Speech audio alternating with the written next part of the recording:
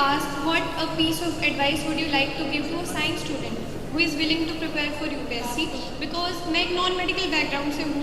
बहुत ही रेयर बच्चे होंगे जिनको फर्स्ट अटेम्प्ट में सक्सेस मिल रही है, तो जो भी 5 to 7 lakhs कैंडिडेट्स अपीयर हो रहे हैं, they all are in the same situation. लेकिन उसके साथ साथ एज ए ह्यूमन बीइंग आप कैसे इवॉल्व करते हो, वो बहुत इम्पोर्टेंट है यहाँ पे। तो जो आपका फर्स्ट क्वेश्चन है with respect to favourite subject, I think वो हर किसी का डिफर करेगा। जैसे मेरी My question is, what was your approach for attempting question in prelims exam? Start करिए। Morning, ma'am, sir. First of all, congratulations. Second, have you ever thought of plan B? Because of the uncertainty of UPSC examinations, आपने कभी तो सोचा होगा plan B के बारे में? Repeat, बेटा, again repeat. Ma'am, I was asking, have you ever thought of plan B? UPSC की uncertainty को देखते हुए plan B के बारे में तो सोचा होगा?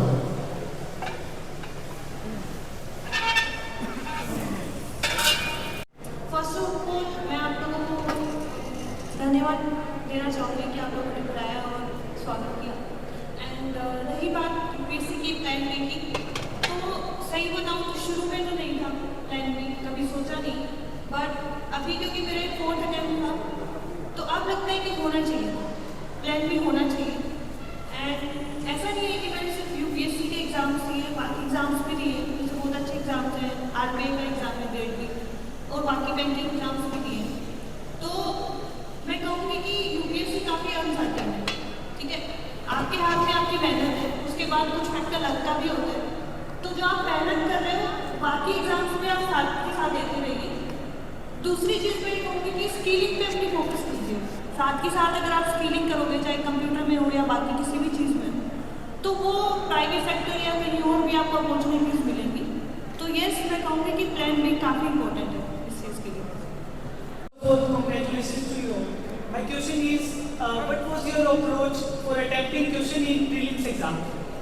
I mean, fewer questions with high accuracy or more questions with using elimination technique or guess smart guess. Thank you so much for asking this question. मेरी जो स्ट्रेटजी रहती थी वो थी कि मैं ज़्यादा से ज़्यादा क्वेश्चन अटैम्प्ट करूं। आपको कितना क्वेश्चन अटैम्प्ट करना है वो आप जब मॉक्स लगाएंगे तो आपको समझ आएगा। जितने ज़्यादा मॉक देंगे, कुछ मॉक आप कम क्वेश्चन अटैम्प्ट करके दीजिए, कुछ ज़्यादा करके, और जो आपका एक स्वीट स्पॉट होता है उसको आइडेंटिफाई करिए। जैसे मेरे लिए 88-89 क्वेश्चंस होते थे जो मैं अटैम्प्ट करती थी, क्योंकि मिनिमम 25 मेरे गलत हो ही जाते थे। तो ऐसा ही कुछ आप अपने लिए भी आइडेंटिफाई करें। मेरा क्वेश्चन ये था कि आपका मेन फेवरेट सब्जेक्ट कौन सा था, उसको आप कैसे अप्रोच करते थे, और ऑप्शनल सब्जेक्ट आपने क्या सोचती, क्या चूज किया? Thank you and welcome everyone. So जो आपका फर्स्ट क्वेश्चन है with respect to favourite subject, I think वो हर किसी का डिफर करेगा। जैसे मेरी ग्रेजुएशन मैंने लॉ में की है, तो मेरा इंक्लिनेशन पॉलिटी की तरफ ज़्यादा था, तो वो मेरा फेवरेट सब्जेक्ट था और स्कोरिंग भी मेरे लिए वही रहता था। अगर आपकी ग्रेजुएशन इकोनॉमिक्स, हिस्ट्री या किसी भी पर्टिकुलर फील्ड में है, वो डेफिनेटली एक फैक्टर रहेगा उसमें।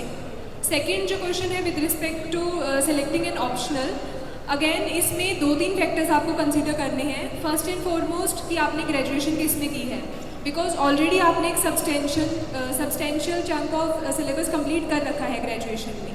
And second would be your interest. ज़रूरी नहीं है कि हमने जो ऑप्शनल मतलब ग्रेजुएशन में किया है वो हम फर्दर 2-3 ईयर्स के लिए पढ़ सकते हैं उसी इंटेंस इन डेप्थ के साथ। तो सेकंड आपका इंटरेस्ट रहेगा, और थर्ड आप ये भी देख सकते हैं कि मार्केट में उस चीज़ के लिए रिसोर्सेज कितने अवेलेबल हैं इन टर्म्स ऑफ बुक्स या फिर जो मेंटरशिप है, जो टेस्ट की क्वालिटी है। तो ये सारे फैक्टर्स आप कंसिडर करके अपना ऑप्शनल डिसाइड कर सकते हैं। One prominent change you find in yourself before and after starting your basic preparation? Thank you for asking this question. It's very important because अभी ये वाला मेरा 4th अटैम्प्ट था। लास्ट ईयर भी मैंने इंटरव्यू दिया था लेकिन फाइनलिस्ट में नहीं आया। तो मेरे को इस प्रोसेस में 4 से 5 साल हो गए हैं यूपीएससी की प्रोसेस में, एंड फाइनली इस साल ग्रेटफुली सिलेक्शन हुआ, रैंक आई। तो चेंजेस की अगर मैं बात करूं तो आप में बहुत सारी वैल्यूज़ डेवलप हो जाती है विद टाइम। एकेडमिक नॉलेज तो है ही, वो आप यूपीएससी का सिलेबस पढ़ते हो तो एकेडमिक नॉलेज, आसपास क्या चल रहा है, एक बेसिक अवेयरनेस और एक अवेयर सिटीजन बन जाते हो। लेकिन उसके साथ साथ एज ए ह्यूमन बीइंग आप कैसे इवॉल्व करते हो वो बहुत इम्पोर्टेंट है यहाँ पे। जैसे मैं बताऊँगी कि अब 4-5 साल हो गए हैं, तो एक वैल्यू है पेशेंस की। विद टाइम आप में पेशेंस और डेवलप हो जाता है। आप फेलियर को फेलियर की तरह नहीं लेते हो, एक लर्निंग की तरह लेते हो कि आप सपोज प्रीलिम्स क्लियर नहीं हुआ, मेरा फर्स्ट 2 टाइम्स प्रीलिम्स क्लियर नहीं हुआ था, तो उससे कैसे आप सीखते हैं, अपनी गलतियों से कैसे बाहर निकलते हैं, देन फिर सक्सेस आपको मिलती है। तो उसमें जो रिजिलियंस आता है, एक वैल्यू ऑफ ग्रेटिट्यूड आती है कि हाँ एटलीस्ट हमें अपने ड्रीम्स को चेज करने का मौका तो मिल रहा है। बहुत सारी लड़कियां हैं, इवन बॉयज़ भी, जहाँ जिनके पास रिसोर्सेज नहीं होते, उनके पेरेंट्स अलाउ नहीं करते, सोसाइटी है जो भी है, इकोनॉमिक बर्डन है, तो वो अपने ड्रीम्स को अचीव नहीं कर पाते। एटलीस्ट हमें वो मौका मिल रहा है, तो मैं बहुत ग्रेटिट्यूड फील करती थी कि हाँ मैं अपने लिए कुछ करने का मेरे को मौका मिल रहा है। तीसरी चीज़ जो मेरे को लगती है वो है एक वैल्यू ऑफ रिस्पॉन्सिबिलिटी, जो आपको इस जर्नी में बनाए रखती है। सपोज आपके पेरेंट्स हैं, बहुत सारे सेक्रीफाइस करते हैं, सिर्फ आप सेक्रीफाइस नहीं करते, आपके पेरेंट्स आपके लिए सेक्रीफाइस करते हैं, तो सेक्रीफाइस को देख के आप एक रिस्पॉन्सिबल चाइल्ड बन जाते हो। तो ये एक वैल्यू है। तो और कहीं ना कहीं आपका जो दिमाग है वो प्रॉब्लम से हट के सॉल्यूशन ओरिएंटेड बन जाता है कि हाँ ठीक है, प्रॉब्लम आ गई, अब क्या आगे देखी जाएगी। ये एक एटीट्यूड कि कुछ ना कुछ तो कर ही लेंगे, कुछ आएगा तो ये जो सॉल्यूशन ओरिएंटेड अप्रोच आगा आपकी लाइफ में भी हेल्प करेगा, एडमिनिस्ट्रेशन भी हेल्प करेगा एंड पर्सनल लाइफ में भी हेल्प करेगा। तो ये कुछ वैल्यूज़ थी जो मैंने महसूस की कि विद टाइम डेवलप हुई हैं एंड आगे भी चाहूँगी कि और डेवलप हो। Thank you. Thank you, ma'am, for such an spiral of self-doubt while you were preparing for your examination. And how did you cope with it? Self-doubt और जो आई थिंक जो हमें डीमोटिवेशन हम फील करते हैं, I think जो भी यहाँ पे हम अभी आए हैं, ऑलमोस्ट सबका 2nd, 3rd, 4th अटैम्प्ट है। मेरा भी ये 3rd अटैम्प्ट था और कहीं ना कहीं फर्स्ट अटैम्प्ट के बाद ये चीज़ स्टार्ट हो जाती है। फर्स्ट अटैम्प्ट में तो हम सब बहुत एक्साइटेड होते हैं, कॉन्फिडेंट होते हैं कि हमारा फर्स्ट अटैम्प्ट में हो जाएगा, बट विद टाइम जब नहीं होता, तो जैसे 2nd अटैम्प्ट में I could not clear mains, तो उस टाइम बहुत डीमोटिवेटिंग लगा था। सेल्फ डाउट भी हो रहा था कि 2-3 साल की प्रिपरेशन होगी, still we are not able to do it. But what you have to ponder upon या थिंक इज कि आपको ये भी देखना है कि आपके साथ जो लोग इस साइकिल में हैं, they are also going through the same thing, है ना। बहुत ही रेयर बच्चे होंगे जिनको फर्स्ट अटैम्प्ट में सक्सेस मिल रही है। तो जो भी 5 to 7 lakhs कैंडिडेट्स अपीयर हो रहे हैं, they all are in the same situation. तो आपको ऐसा बिल्कुल नहीं सोचना है कि someone extraordinary is coming या कोई बहुत अलग क्वालिटीज़ के साथ कोई स्टूडेंट इस चीज़ को क्लियर कर रहा है। तो ये एक इन्फ्योरिटी जो कॉम्प्लेक्स होता है वो खुद के अंदर आप मत आने देना। मतलब कॉन्फिडेंस रखो आप अपनी प्रिपरेशन के ऊपर और जो आप कंटेंट पढ़ रहे हो उसके ऊपर। इसके अलावा जो सेकंड थिंग है वो है कि कई बार हम ये सोचते हैं कि हमें मोटिवेशन कॉन्स्टेंटली या रेगुलरली चाहिए। आई थिंक वो एक थोड़ी सी ओवर हाइप चीज़ है। Other than motivation we should focus on the discipline. अगर हमारा जो दिन है वो हमने प्रॉपर्ली शेड्यूल कर रखा है, मतलब हमने अपना टाइम टेबल बना रखा है कि आने वाले 3 months में मुझे इतना सिलेबस कवर करना है, नेक्स्ट 2 weeks में मुझे ये करना है और जो कल का दिन होगा उसमें मुझे ये करना है। तो अगर आपकी प्रायोरिटीज़ क्लियर है, आपने अपने टारगेट्स बना रखे हैं और आप उनको रेगुलरली फॉलो कर रहे हो, तो आई थिंक वो चीज़ दिमाग में नहीं आएगी कि कुछ ना कुछ छूट रहा है या फिर हमें लो कॉन्फिडेंट फील हो रहा है। बट स्टिल ये साइकिल सबके साथ होती है, सेम होती है। आप यूट्यूब पर भी जाएंगे तो वहाँ पे भी देखेंगे कोई ना कोई इस चीज़ के बारे में डेफिनेटली बोल रहा है ना। आपने भी ये क्वेश्चन पूछे, आपके साथ भी जो सब बैठे हैं उन्होंने भी ये चीज़ फील की है।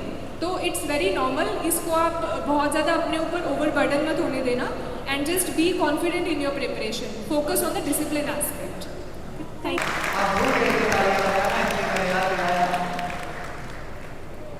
Hello everyone, and first of all congratulations to all. So the question I would like to ask is, how did you balance your academic preparation and your other aspects of life? And I would be grateful if every one of you shared your insights on this. First of all, thank you everyone for giving us this opportunity. So as far as I was concerned, I made a proper timetable. जिसमें मैंने अपने week में daily का schedule बनाया था कि मुझे इतने घंटे पढ़ना है, इतने घंटे डेडिकेट करने हैं स्टडीज़ के लिए। लेकिन मैंने ये भी सोच रखा था कि संडे को ओनली हाफ डे मैं पढ़ाई करूँगी and rest of the day in the evening I will spend it with my friends. तो इससे ये होता था कि मुझे ओवरऑल मेरा काम भी पूरा कंप्लीट हो जाता था थ्रू आउट द वीक, जो मैंने सोच रखा था कि मुझे कितना सिलेबस कंप्लीट करना है, कौन से टॉपिक्स कंप्लीट करने हैं। बट क्योंकि मैं संडे को फ्रेंड्स के साथ टाइम स्पेंड करती थी, तो वो जो एक स्ट्रेस और एंग्जाइटी तैयारी के साथ आती है वो बहुत ज़्यादा टोन डाउन हो जाती थी दोस्तों के साथ टाइम स्पेंड करने से और उनके साथ बातें शेयर करने से। So I feel you should have a proper time table जिससे आपका सिलेबस भी कंप्लीट होता रहे और आपको लेजर का भी अप्रोप्रिएट टाइम मिलता रहे। Thank you. Good morning, everyone. Specifically, my question to Harshita ma'am. How was your experience like during the 5 days of SSB? So during the 5 days of SSB, if I talk about my experience with other people, I feel वो बहुत ही ज़्यादा inspiring था, क्योंकि जितनी भी लड़कियां SSB देने के लिए आई हुई थी, एवरीवन वाज एक्स्ट्रा ऑर्डिनरी। हर किसी का स्कूल का रिकॉर्ड ऐसा था कि हर कोई बहुत ज़्यादा डिबेट कॉम्पिटिशन्स में, एक्स्ट्रा करिकुलर एक्टिविटीज़ में पार्टिसिपेट कर रहा था। So it was a very competitive environment जहाँ पे हर कोई एक्स्ट्रा ऑर्डिनरी था। When it comes to the invigilation part, तो SSB में 5 दिन का जो पूरा कोर्स होता है उसमें आपको डिफरेंट पैरामीटर्स पे मेजर किया जाता है।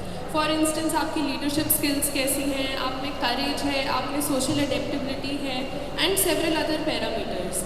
सो आई फील मेरा जो मेजर कंसर्न था वो ये था कि मैं अपनी बेस्ट पर्सनालिटी को पुट फॉरवर्ड कर पाऊँ और उसको दर्शा पाऊँ during those 5 days, because all the girls had those qualities. The only ones who were able to stand out were those who were able to portray those qualities properly during all the tests which were conducted. So that is what I took into consideration and that is what helped me during the SSB. Thank you. Thank you, Pradhan. Good morning, everyone. So my question to you is that what are the parameters that you think the interview board judges you want, and what do you think the board looks for in a candidate? UPSC interview is known as personality test. So the interview board only tests your personality. We are given a DAF, detailed application form, in which we portray our personality through our lens, and then they check that whether whatever we have portrayed is that right or not. वो हमें जज नहीं करेंगे कि आपकी hobby ये क्यों है, वो क्यों नहीं है, बस हमें जस्टिफाई करना है कि मेरी हॉबी ये है और ये हॉबी मेरी लाइफ में इस तरीके से मुझे एनरिच करती है। तो इट्स नॉट अबाउट नॉलेज, हालांकि बेसिक नॉलेज तो आपको होनी चाहिए, but it's more about personality.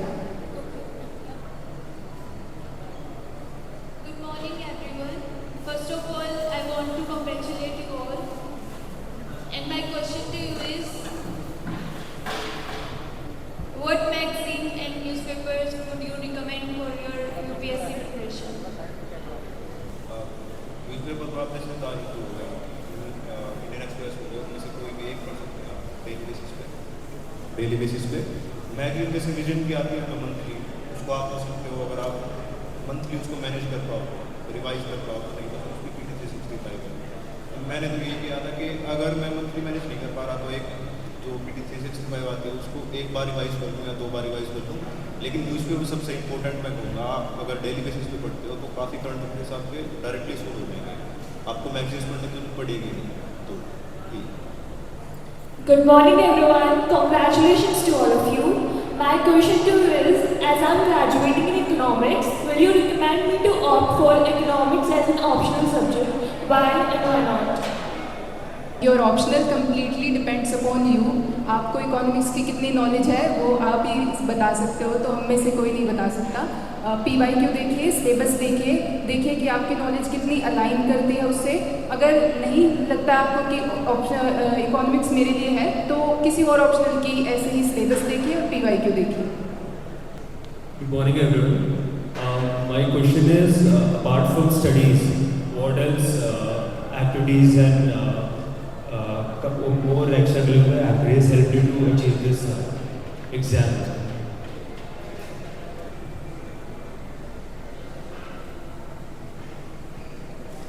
Actually UPSC exam सिर्फ एकेडमिक नॉलेज को लेके नहीं है। रही बात एकेडमिक या एक्स्ट्रा करिकुलर एक्टिविटीज़ की, तो वो इनडायरेक्टली आपको हेल्प करती है, आपकी कॉन्फिडेंस बिल्ड करती है। जैसे पर्सनैलिटी टेस्ट होते हैं तो वहाँ पे अपनी कम्युनिकेशन स्किल्स अगर अच्छी हैं तो डेफिनेटली इट्स एन एज, आप बेटर तरीके से अपनी चीज़ों को कम्युनिकेट कर पाओगे, एक्सप्रेस कर पाओगे, तो वहाँ पे वो हेल्प करेगा।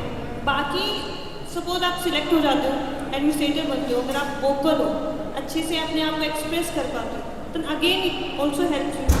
प्लस एक्स्ट्रा करिकुलर एक्टिविटीज़ से क्या होता है, आपका जो पर्सपेक्टिव होता है चीज़ों को देखने का वो और वाइड हो जाता है। जैसे स्पोर्ट्स है, स्पोर्ट्स में अगर आप पार्टिसिपेट करते हो तो लीडरशिप स्किल्स डेवलप होती हैं, रेजिलियंस डेवलप होता है, ठीक है। फेलियर आते हैं तो उसको कैसे टैकल करना है, ऐसा जो एटीट्यूड होता है वो एटीट्यूड आपको थ्रू आउट दिस जो प्रोसेस है उसमें बनाए रखेगा। So it's a cumulative process, holistic process है जिसमें आपकी ओवरऑल पर्सनैलिटी डेवलप हो जाती है।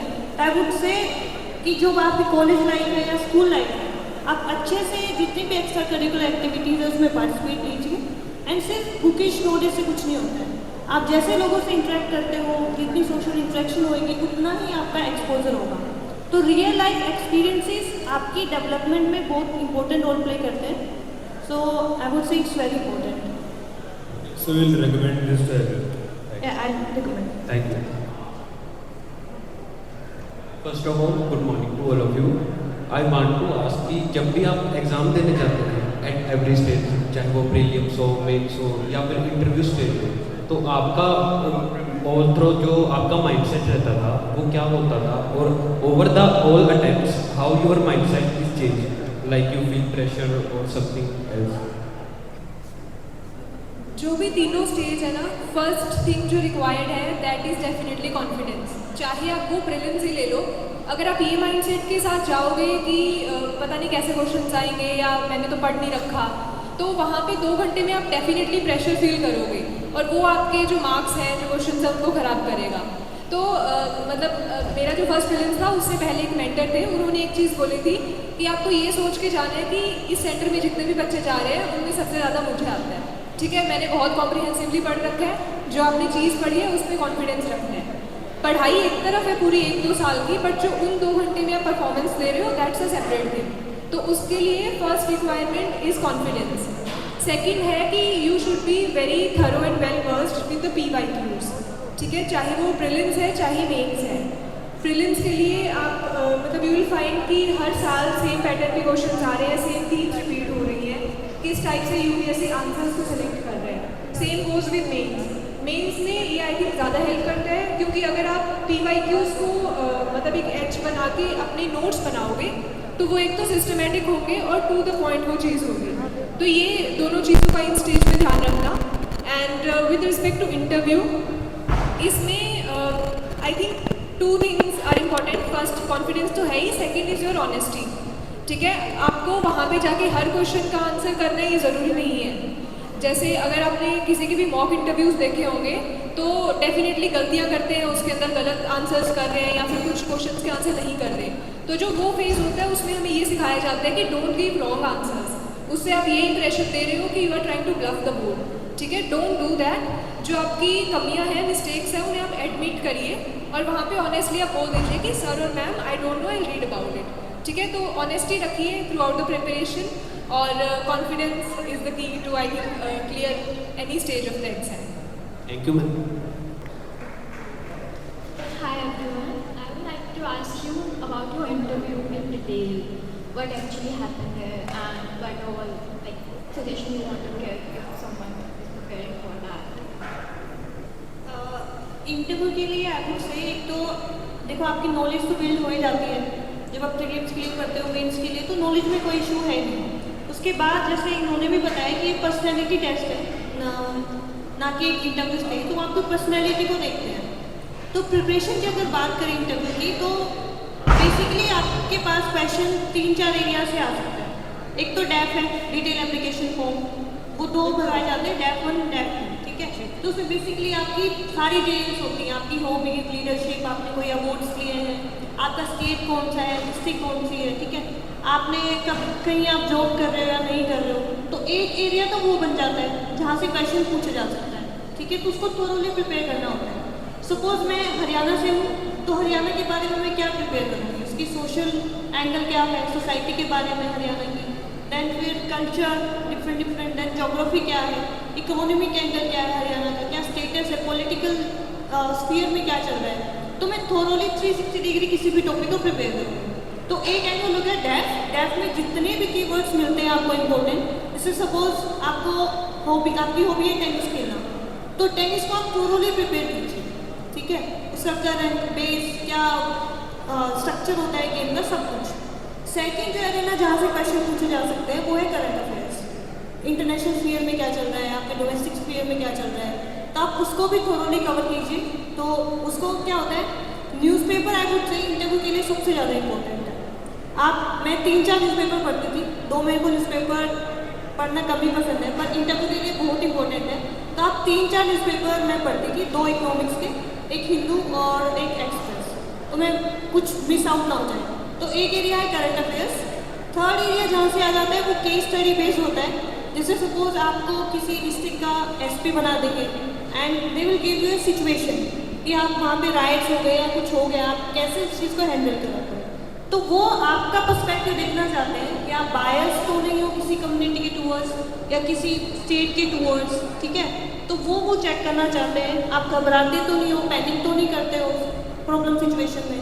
तो ये जो 3-4 एरियाज होते हैं जहाँ से यूपीएससी पूछता है और इनको प्रिपेयर करने का तरीका होता है। तो दिस वाज द स्टेप्स।